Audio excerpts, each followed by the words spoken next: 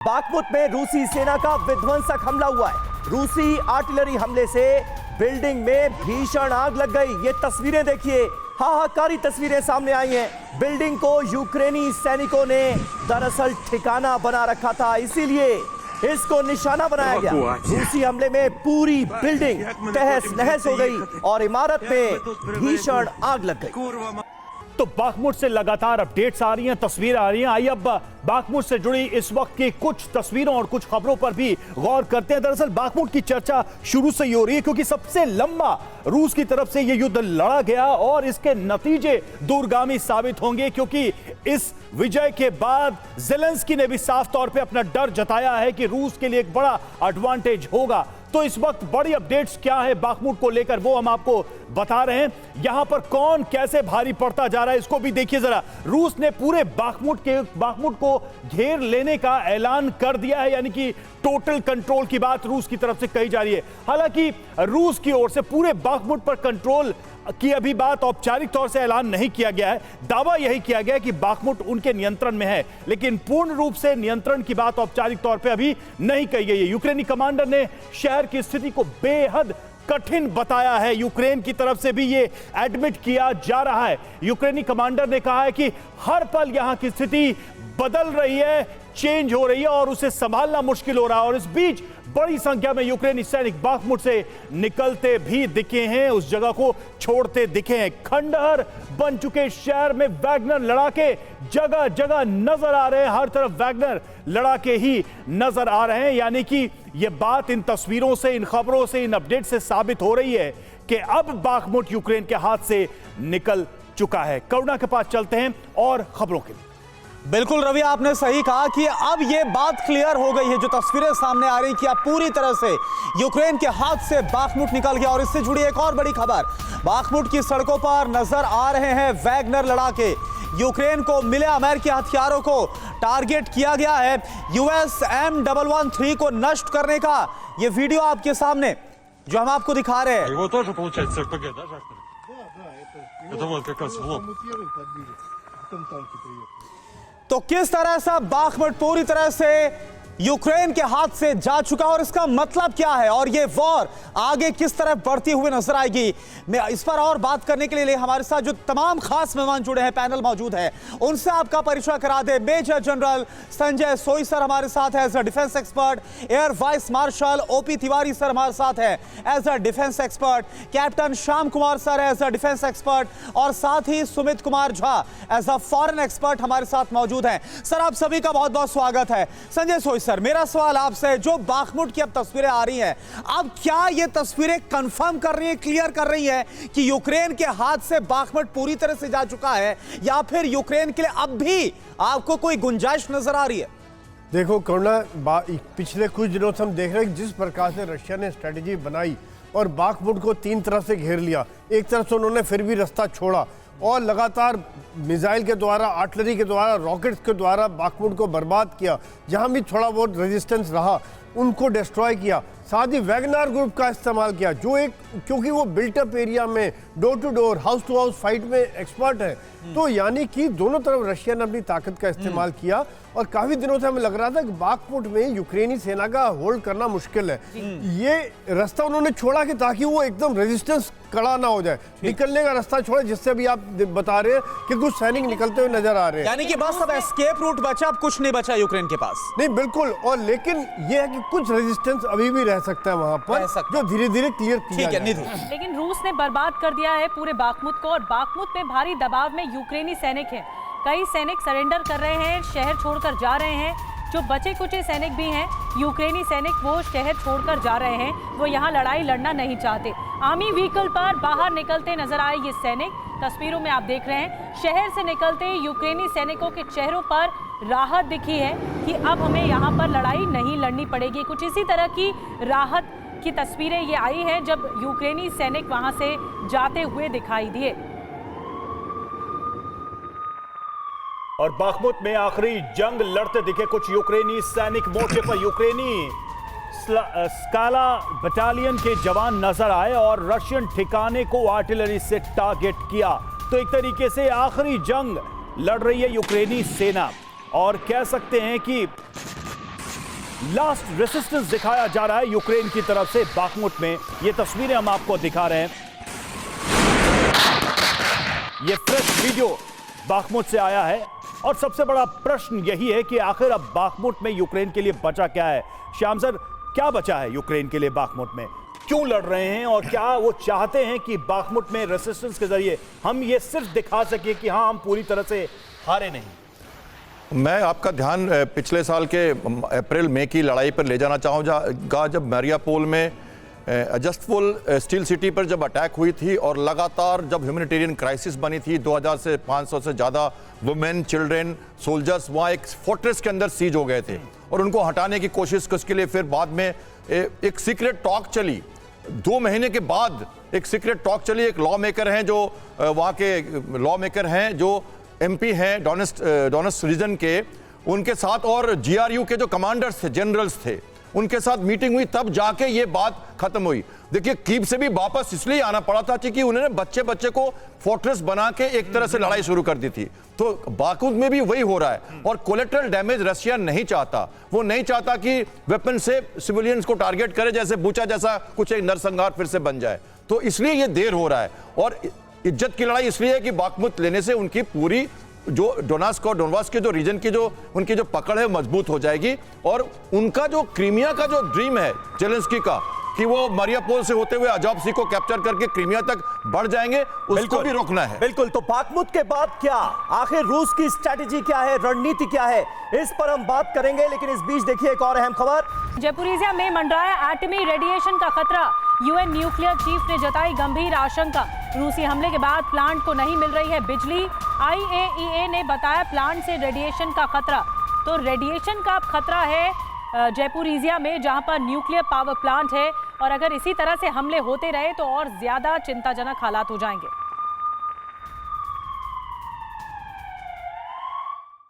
तो देखिए, एक तरफ बाखमुत की तस्वीरें हमने आपको दिखाई, बाखमुत पर कब्जा हो चुका है और कल हमने देखा था कि बाखमुत पर फतेह हासिल करने के बाद रूस की सेनाएं आगे बढ़ती हुई नजर आई थी। 6 शहरों पर मास अटैक हुए थे जिसमें यूक्रेन की राजधानी कीव भी शामिल थी। तो क्या अब ज़ेपोरिजिया भी रूस के निशाने पर है, पुतिन के निशाने पर है? ज़ेपोरिजिया पावर प्लांट पर बहुत हद तक रूस का कब्जा है, ऐसी जानकारियां, ऐसी खबरें तो सामने आती रही। आइए अब डिटेल में समझते हैं कि ज़ेपोरिजिया के एटमी पावर प्लांट की रियल पिक्चर इस वक्त क्या है, इस वक्त वहां पर किस तरह के हालात हैं। फिर ज़ेपोरिजिया संकट, क्या एटमी रेडिएशन का खतरा है? युद्ध शुरू होने के बाद UN ने 6ठी बार बजाया रेडिएशन के खतरे का अलार्म। ज़ेपोरिजिया का जो न्यूक्लियर पावर प्लांट है वो यूरोप में सबसे बड़ा न्यूक्लियर पावर प्लांट है, इसलिए यहां पर अगर हमला होता है या कोई धमाका हो जाता है तो उसका असर कितने बड़े पैमाने पर होगा इस पूरे रीजन में हम अंदाजा लगा सकते हैं। ज़ेपोरिजिया में रूसी हमले के बाद ब्लैक आउट की स्थिति है। इस वक्त इस तरह के हालात हैं। हमले की वजह से एटमी पावर प्लांट में बिजली सप्लाई रुक गई है और किसी सिविलियन इलाके में बिजली सप्लाई रुकने के तौर पर हम इसे नहीं देख सकते। पावर प्लांट की बिजली सप्लाई अगर रुक गई तो अंजाम भयावह हो सकता है। 15 डीजल जनरेटर्स के सहारे प्लांट की एनर्जी की जरूरतें फिलहाल पूरी की जा रही हैं ज़ेपोरिजिया में। इस विकल्प से अगले 10 दिन तक ही प्लांट में बिजली सप्लाई संभव है। यह स्थिति आगे भी बनी रही तो अंजाम भयावह हो सकता है। 23 नवंबर 2022 को भी प्लांट की बिजली पूरी तरह से ठप हो गई थी और याद कीजिए उस वक्त भी यह अंदेशा, यह खतरा जताया गया था कि अगर न्यूक्लियर पावर प्लांट को कोई नुकसान पहुंचता है तो रेडिएशन का खतरा इस पूरे रीजन में पैदा हो जाएगा और अगर ऐसा हुआ तो मानवता पर कैसा कहर टूटेगा इसका हम अंदाजा भी लगा नहीं सकते। आइए अब आपको बताते हैं कि यूक्रेन में एटमी पावर प्लांट की स्थिति क्या है और क्यों इनको लेकर लगातार खतरा बना हुआ है, यह समझना जरूरी है। यूक्रेन में विनाश के 4 सेंटर्स का हम जिक्र कर रहे हैं। यूक्रेन में ज़ेपोरिजिया समेत कुल 4 न्यूक्लियर पावर प्लांट्स हैं और उन पर खतरा मंडरा रहा है इस वक्त। रूस लगातार एनर्जी इंफ्रास्ट्रक्चर को टारगेट कर रहा है, यह हम देख रहे हैं। लगातार सिविलियन इलाकों को भी निशाना बनाया जा रहा है और हमलों की रफ्तार जिस तरह से बढ़ रही है, एटमी पावर प्लांट्स को भी खतरा है।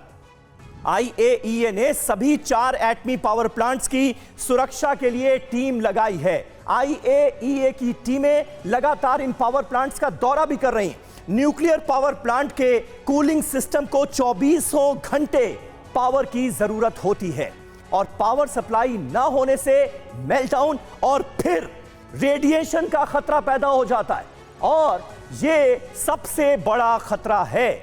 बड़े खतरे का हम जिक्र कर रहे हैं, देखिए डिटेल उससे भी जुड़ी। 4 में से कोई भी यूक्रेनी एटमी पावर प्लांट रशियन अटैक की चपेट में आया तो भीषण संकट तय है, यह माना जाता है। ऐसे में तिवारी जी, यह कितना बड़ा खतरा है? इससे पहले नवंबर में भी बातें हुई और अब एक बार फिर ऐसा लग रहा है कि खतरा हमारे सामने मुंह बाए खड़ा है।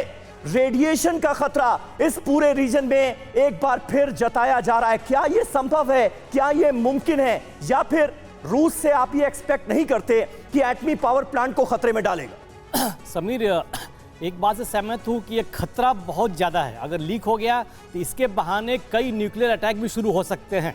इसको थोड़ा ध्यान से देखिए। ज़पोरिज़िया प्लांट जो है रशिया के अंडर है और कुछ अटैक अगर होगा, लीक होगा तो ये सारी जिम्मेदारी यूक्रेन के ऊपर जाएगी। लेकिन अगर लीक हुआ तो रशिया अगला स्टेप लेने में मेरे ख्याल से नहीं हिचकिचाएगा। एक चीज़ मेरे को और संभव है कि ज़पोरिज़िया प्लांट जो है इसे रशियन फोर्सेस के लिए सबसे सेफ जगह है।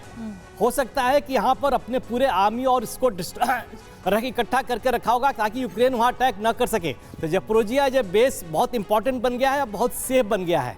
पर कहीं चेरनोबिल जैसी हालात तो नहीं करने वाला है रूस, क्या आपको नहीं लगता? रूस के अंदर, रूस के कब्जा में है ना, तो रूस यहाँ कुछ नहीं करेगा। जो भी करने का यूक्रेन करेगा और रूस को बहाना मिल जाएगा कुछ न्यूक्लियर वो करने के लिए। ठीक है, एक्सक्यूज फॉर द। ठीक है, यानी अभी ऐसा नहीं लगता कि रूस की तरफ से कोई ऐसा कदम उठाया जाएगा जो कि विनाशक साबित होगा। यूक्रेन को फाइटर जेट देने की तैयारी में पोलैंड के राष्ट्रपति डूडा का सनसनीखेज बयान। यूक्रेन को MiG-29 देना चाहता है पोलैंड, ये डूडा की तरफ से बयान जारी किया गया।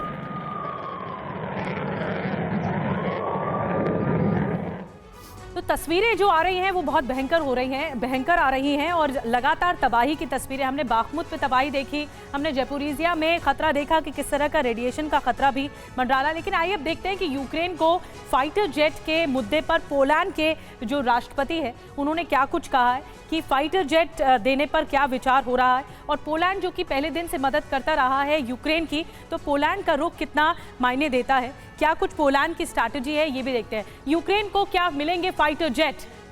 CNN को डूडा का इंटरव्यू। और यूक्रेन को MiG-29 ट्रांसफर करना चाहते हैं पोलैंड और स्लोवाकिया। ये बहुत बड़ा डिसीजन है, बहुत बड़ा फैसला है। ये देखिए, हम कुछ ऐसे MiG-29 यूक्रेन को देना चाहते हैं जो अभी हमारी एयरफोर्स में सेवा दे रहे हैं। ये पोलैंड का बड़ा समर्थन। और इसके अलावा यूक्रेनी पायलट्स की F-16 की ट्रेनिंग तुरंत शुरू की जानी चाहिए, ये भी कहा जा रहा है। इसके अलावा यूक्रेनी आर्म फोर्सेस नेटो के स्तर पर पहुंचना चाहते हैं। डूडा के बयान से स्लोवाक डिफेंस मिनिस्टर जो हैं उन्होंने भी सहमति जताई है। जेरुस्लाव ना ने सहमति जताई है। और सुमित जी, मैं आपके पास आ रही हूँ। ये जो पोलैंड का एक लंबी लाइन खींचता हुआ दिख रहा है कि हम यूक्रेन के समर्थन में हैं और फाइटर जेट्स देने पर विचार हो रहा है। अगर पोलैंड के अधिकारी इस तरफ फाइटर जेट्स देने पर प्लान बना रहे हैं तो ये यूक्रेन के लिए बड़ी मदद है। आप इसे कैसे देखते हैं? देखिए, बाखमुत में क्या हो रहा है, ऐसा लगता है कि फॉरवर्ड कंक्लूजन है कि आने वाले कुछ समय में बाखमुत रूस का हिस्सा हो जाएगा। ये बड़ी दुर्भाग्यपूर्ण स्थिति है कि ऐसे समय में जब एक के बाद एक महत्वपूर्ण जगह पर रूस का कब्जा होता चला जा रहा है, नाटो और यूरोपियन कंट्रीज और अमेरिका अपने अब द्वंद्व की स्थिति से बाहर निकलने का प्रयास ही नहीं कर रहा। एडहॉक बेसिस पे आप युद्ध चल रहा है उसका परिणाम अपने पक्ष में कर लेंगे, ऐसा तो हो ही नहीं सकता है। कुल मिला के कवायद एक ऐसी चल रही है कि यूक्रेन इस युद्ध में पीसता रहे और एक समय आए कि जो डॉनबॉस का इलाका है उस पर नियंत्रण, जो रूस का नियंत्रण है उसको स्वीकार कर लिया जाए और युद्ध का कोई अंत इस तरीके से निकले, बजाय ये कि पोलैंड जो अभी कुछ कह रहा है उसका कुछ। इसमें एक दूसरा वैश्विक पक्ष ये भी तो है कि नाटो जैसे देश हों या फिर यूक्रेन जैसे नाटो के मेंबर्स हों या यूक्रेन हो, उनको भी इसी बात का डर है कि रूस का विस्तार उनके लिए भी, उनकी संप्रभुता के लिए भी खतरा है। और इस युद्ध में एक चीज तो नजर आ रही है कि यूक्रेन के हिस्से दर हिस्से अब रूस में शामिल होते जा रहे हैं। हालांकि देखिए, हम बात कर रहे थे पोलैंड की। पोलैंड और स्लोवाकिया ने अभी सिर्फ फाइटर जेट देने की इच्छा भर जताई है, जैसा कि हम आपको बता रहे हैं। लेकिन दोनों देशों की ओर से जितना कुछ कहा गया है उससे कुछ बेहद बड़े सवाल उठ रहे हैं। आइए उन सवालों पर भी नजर डालते हैं। तो यूक्रेन को फाइटर जेट का रास्ता साफ है। 3 बड़े सवाल हैं इससे जुड़े हुए। पहला सवाल, क्या नाटो के देश आखिरकार यूक्रेन को फाइटर जेट देने पर राजी हो जाएंगे? यह पहला सवाल। दूसरा सवाल, क्या बाखमुट और दूसरी जगहों पर रूस की बढ़त पश्चिम को रणनीति बदलने पर मजबूर कर देगा? और तीसरा सवाल, यूक्रेन को नाटो से फाइटर जेट मिलते ही वॉर बिल्कुल नए लेवल पे पहुंच जाएगा? क्या यह वॉर एस्केलेट होगा? और ओपी तिवारी सर, यह सवाल मैं आप ही से करना चाहता हूं। 75% यूक्रेन की जो एयर डिफेंस पावर है वो इस युद्ध में अब तक खत्म हो चुकी है, जो जानकारी मिली है। अब ये जो मदद की बात कही जा रही है, हवाई ताकत में क्या इससे इजाफा होगा? मदद के नाम पर वो भी मिग विमान दिए जाए? रवि देखो, ये MiG-29 जो है रशियन एयरक्राफ्ट है, ठीक है। ये भी यूक्रेन के पास भी आया था, उनके पास भी आया था। ये यूक्रेन के जो जहाज जो देंगे कोई स्क्वाड नहीं देंगे जहां 20 जहाज हो 40 जहाज हो, कुछ गिनती के कम देंगे। इन जहाज को कैसे काउंटर करना है, रशिया फुली कैपेबल है। कैसे जैम करना है तो ज्यादा फर्क नहीं पड़ेगा। ये तो जैसे सर ये पैचेस में देने का मतलब क्या हुआ? इसका मतलब देखो, मैं ये जो अभी बता रहा था मिनिस्टर कि ये बात जो है ना, छोटे छोटे घी डाले जा रहे हैं आग में ताकि आग फैलती रहे, बंद ना हो। हाँ, उकसाने के लिए। नुकसान किसका? खाली यूक्रेन का नुकसान, खाली यूक्रेन का। रशिया का भी उतना लॉस नहीं हो रहा। इवन पोलैंड भी जो हल्ला मचा रहा, हिस्टोरिकली देखें तो पोलैंड और यूक्रेन में काफी द्वंद्व रहा है पहले से। वाला जो पोर्शन है अटैच पोलैंड के, पोलैंड भी चाहेगा कि हमारे कब्जे में आ जाए। मैं ये सोचता हूं कि ऐसा कोरिया जैसा ना हो जाए कि कुछ पोर्शन इनको दे दो, कुछ उनको दे दे।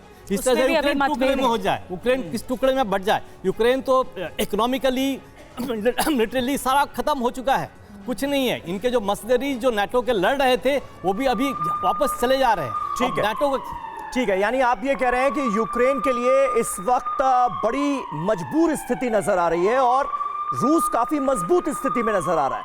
और देखिए एक और बड़ी खबर है, पोलैंड को बेलारूस की जमीन से हमले का डर है। पोलैंड ने बॉर्डर पर टैंक रोकने के उपाय भी अब शुरू कर दिए हैं। सीमा पर लगाए जा रहे हैं बड़े बड़े पिलर।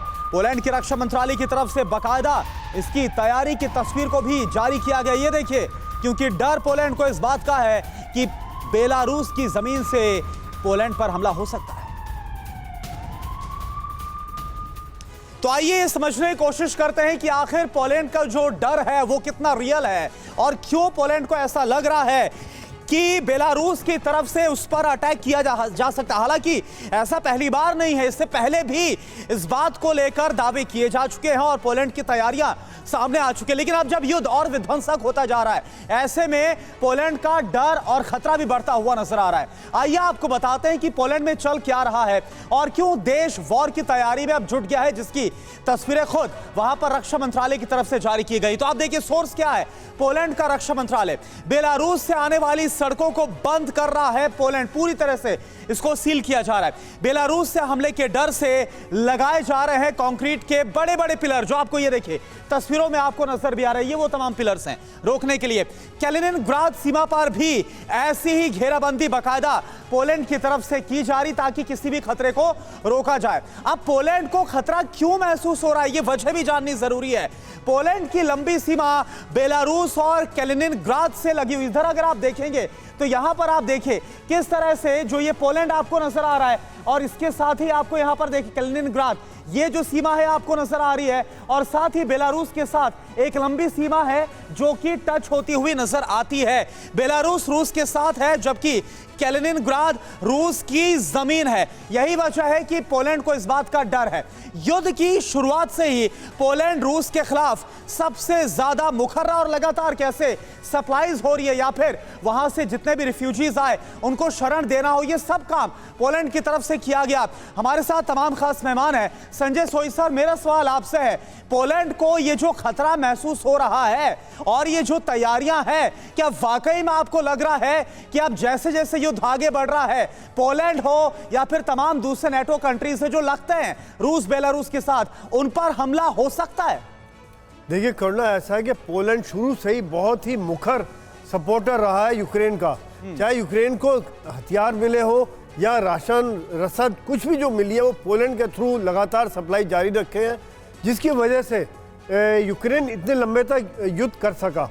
अभी भी पोलैंड का बयान आ रहा है कि MiG-29 फाइटर एयरक्राफ्ट देने चाहिए, यानी कि पोलैंड खुल के रशिया के खिलाफ खड़ा हुआ। ऐसे में जब रशिया के ट्रुप्स बेलारूस में है, जॉइंट एक्सरसाइज की है और बेलारूस में अभी भी वो लेकिन सर मौजूद है। पोलैंड पर हमला तो फिर विश्व युद्ध हो जाएगा ना फिर। ना बिल्कुल, यही सबसे बड़ा खतरा है कि ये सिचुएशन तभी आएगी जब वो डेस्परेट है। लेकिन पोलैंड जिस प्रकार से खुल के मदद दे रहा है, क्या ये रशिया को मजबूर नहीं कर देगा कि पोलैंड को एक सबक सिखाया जाए? और खास तौर से जब बेलारूस में रशिया के ट्रूप्स पहले से मौजूद हैं और बेलारूस के साथ उसके बहुत अच्छे संबंध हैं, तो ये पोलैंड का तो अपना इतिहास है। जब भी पोलैंड पे अटैक हुआ है, विश्व युद्ध हुआ है। वर्ल्ड वॉर 2 में भी यही हुआ था, पोलैंड पे अटैक हिटलर ने किया और वर्ल्ड वॉर शुरू हो गया। नहीं बिल्कुल, ये सबसे बड़ा जो अगला जो स्टेज है, क्योंकि पोलैंड नाटो का हिस्सा है। अगर पोलैंड पर हमला होता है, इसका मतलब पूरे नाटो देश को एक ड्यूटी बाउंड है। वर्ल्ड ऑर्डर भी बदलता हुआ दिख रहा है और अब पोलैंड को लेकर भी एक संदेह की स्थिति है। यूक्रेनियन सांसद का हैरान करने वाला बयान सामने आया। क्या है बयान? रूस को नया उत्तर कोरिया बनाना चाहता है यूक्रेन। सांसद किरा रोडिक ने यह सनसनीखेज खुलासा किया है। कहा, हम चाहते हैं कि रूस दुनिया से कट कर रह जाए। तो रूस को लेकर यूक्रेनी सांसद का यह दावा है और देखिए किस तरह से उत्तर कोरिया का एक प्रेसिडेंट देने की कोशिश की गई है। क्या वाकई यह संभव है? क्या उत्तर कोरिया और रूस की तुलना हो सकती है? जिस तरीके से उत्तर कोरिया के शासकों का व्यवहार रहा है वैश्विक राजनीति में, क्या रूस वैसा ही है? और क्या यूक्रेन में या नाटो देशों में इतनी ताकत है कि वो रूस की स्थिति उस हद तक ले जाएंगे? ये एक महत्वपूर्ण बात है। आइए देखते हैं कि यूक्रेनी सांसद ने क्या कहा है, किस तरह के दावे किए हैं, क्या बातें कही हैं। तो यूक्रेनी सांसद का हम ये आपको बयान दिखा रहे हैं। रूडिक ने ये इंटरव्यू दिया था स्काई न्यूज को। कीरा रूडिक, जिनकी आप तस्वीर आप देख रहे हैं उस तरफ, उन्होंने इंटरव्यू दिया था। उन्होंने क्या कहा? मैं चाहती हूं कि रशिया का हाल जो है उत्तर कोरिया की तरह ही हो जाए, उसकी स्थिति भी उत्तर कोरिया जैसी हो जाए। रूस ऐसा अलग थलग देश बन जाए जिसकी कोई मदद न करे उत्तर कोरिया की स्थिति जैसी है। जब युद्ध होता है तो दो स्थितियां ही होती हैं, उनका यह कहना है, उनका यह दावा है। आपके दुश्मनों की मदद करने वाले या आपसे प्यार करने वाली, यही दो स्थिति होती है। यानी कि कौन दुश्मन के साथ है और कौन उसके खिलाफ। दुश्मनों के साथ खड़े लोग आपको खत्म कर देना चाहते हैं, वो जो दुश्मन के साथ हैं वो आपको खत्म कर देना चाहते हैं, जबकि आपके साथ खड़े लोग आपकी जिंदगी के लिए लड़ते हैं। ये यूक्रेनी सांसद का बयान है और इसके पूरे रेफरेंस में जो मूल बात है वो ये उन्होंने दावा किया है कि उत्तर कोरिया जैसी स्थिति रूस की कर देनी चाहिए। समीर, ये मैं कहूं कि अपनी लिमिट से ज्यादा बड़ी बात नहीं कह रही। बिल्कुल सही बात है। कहने को तो कोई कुछ भी कह सकता है, लेकिन जो कहा गया है उसके मायने क्या है ये समझने की कोशिश करेंगे। लेकिन रवि, पहले कुछ जहन में सवाल खड़े होते हैं इस बयान को देखने सुनने के बाद, उन पर गौर कर लेते हैं। यूक्रेनी सांसद ने जो कुछ कहा है वो कोई मामूली बात नहीं है। इस बयान के बाद जो सवाल खड़े हो रहे हैं, आइए वो आपके सामने रखते हैं, फिर हम एक्सपर्ट से इस पर जवाब लेने की करेंगे कोशिश। अगर रूस नॉर्थ कोरिया बना तो हाइपोथेटिकल सिचुएशन है, लेकिन उसका तस्वुर करके ये रहे सवाल आपके सामने। क्या यूक्रेन एक ऐसा देश पैदा करना चाहता है जिससे विश्व को विनाश का खतरा हो?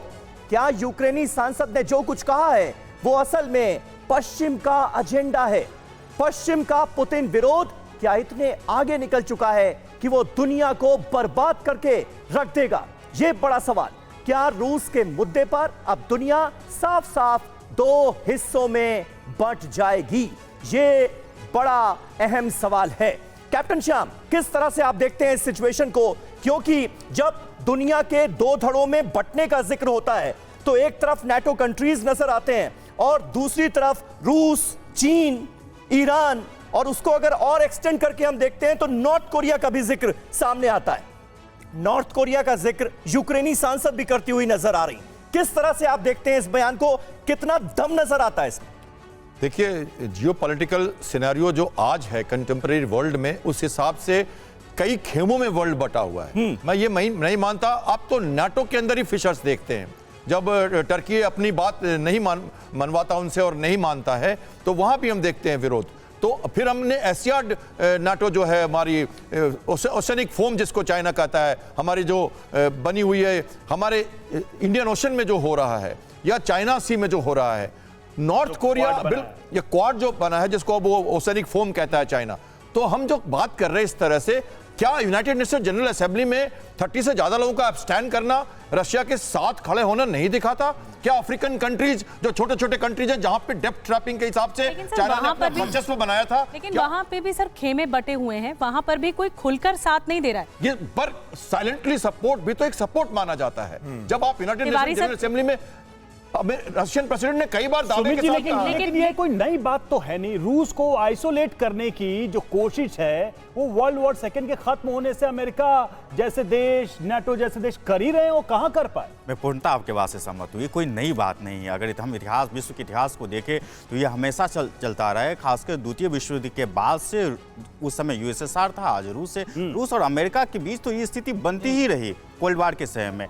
बस 1991 से लेके 2009 तक की स्थिति ऐसी रही जब अमेरिका पूरी दुनिया पे राज कर रहा था। यही वजह है कि उससे अमेरिका को ललकारते हुए जब यूक्रेन युद्ध शुरू हुआ तब पुतिन ने यह भी कहा कि हम यूएसएसआर, जो संघ वाला दौर था, उसमें रूस को एक बार फिर से लौटाना चाहते हैं। पुतिन के दोस्त लुकाशेंको का खूनी ऑर्डर सामने आया। बेलारूस में अभिव्यक्ति की आजादी खत्म। राष्ट्रपति लुकाशेंको ने ऑर्डर पर किया दस्तखत। अब सरकार के खिलाफ बोलना भी संभव नहीं है। वही बेलारूस जो कि साथ दे रहा है रूस का और इसी तरह से डिक्टेटर वाले बयान दे रहा है। मैं इसी सवाल के साथ आऊंगी तिवारी सर, ये जो बेलारूस कर रहा है, क्योंकि रूस के साथ अभी एकमात्र देश है बेलारूस, उसके अलावा रूस के पास कोई समर्थन नहीं है, बड़ा समर्थन नहीं, जिसकी वजह से वो लड़ रहा है। अब इस तरह से डिक्टेटरशिप वाले बयान देना कितना जायज़ है? देखो निधि, यह बयान जो है किस रूप में दर्शाया गया है, मैं पूरा सहमत नहीं हूं कि इस तरीके से बयान दिया गया होगा। कुछ रूप से दिया होगा, कुछ रेस्ट्रिक्शंस कुछ लगाए गए हैं। सिर्फ बयान नहीं दिया गया ना, साइन कर दी गई है। ओके, साइन ऑर्डर है, ऑर्डर। की आजादी खत्म कर दी आपने तो यूक्रेनी सांसद जो कह रही थी थोड़ी देर पहले, जिनका हमने बयान दिखाया कि भाई रूस जो है वो भी जो है वो तानाशाह मुल्क बनने की फिराक में है, ऐसा उनके बयानों से लग रहा था। ये तो तानाशाह मुल्क बन गया और उसी के नक्शे कदम पर ही ऑर्डर है। चल रहा बेलारूस, आप समझ फॉलो कर रहा। बेलारूस की भी पब्लिक जो होगी वो उसके अपने गवर्नमेंट के पक्ष में नहीं है कि रूस को इतनी सहायता करे, बिकॉज उस देश को भी नुकसान होगा। लेकिन इस तरीके से बयान की बात है तो यूक्रेन भी अपने लोगों का कई बार बयान ये दे चुका है और कई बार साइन कर चुका है कि बाहर नहीं जाएंगे। ये बात और इम्पोर्टेंट है किस तरीके से दिखाया जाता है, क्या है, और कुछ चीज़ें कर्व करने के लिए, कुछ मीडिया को कुछ कर्व करने के लिए ये डिसीजन गवर्नमेंट को लेना पड़ता है। इसका मतलब बिल्कुल सर, बिल्कुल तिवारी सर, अब ये समझना भी जरूरी है, जो आपकी तरफ से जवाब दिया गया तमाम अब सवाल उठते हुए नजर आ रहे हैं। आखिरकार ये तानाशाही भरा फैसला क्यों? आखिर ये जो ऑर्डर साइन किया गया है इसके पीछे की वजह क्या है? और बड़ा सवाल यही कि क्या इसका जो असर है वो रूस पर पड़ता हुआ नजर आएगा? रूस अपने इस अहम सहयोगी के इस फैसले के बारे में क्या विचार रखता है, क्या सोचता है? लुकाशेंको ने जिस ऑर्डर पर साइन किया वो बेहद गंभीर है। आइए इसकी पूरी डिटेल हम देख लेते हैं। लुकाशेंको के विरोध की सजा सिर्फ क्या होगी? मौत। यहां पर देखिए, लोकतंत्र आप पूरी तरह से भूल जाइए, क्योंकि वहां पर अब ये बिल्कुल नहीं चलेगा। सरकार से असहमति आपका अधिकार नहीं है। जो ऑर्डर पर साइन किया गया, एक एक डिटेल आपके सामने रख रहे हैं। लुकाशेंको की अगर निंदा की गई राष्ट्रपति की तो यह कतई मंजूर नहीं है। तो यह हो रहा है, मानवाधिकार का वहां पर अब कोई मतलब नहीं रह गया है। तो सवाल यही है कि आखिर ये क्या बतलाना चाहते लुकाशेंको और क्या इसका असर? क्योंकि रूस में भी हम देखते हैं कि वहां पर भी अगर विरोध की आवाज बुलंद होती है तो उनके खिलाफ भी कार्रवाई होती है। लेकिन एक कई कदम आगे बढ़कर लुकाशेंको ने ये ऑर्डर साइन किया।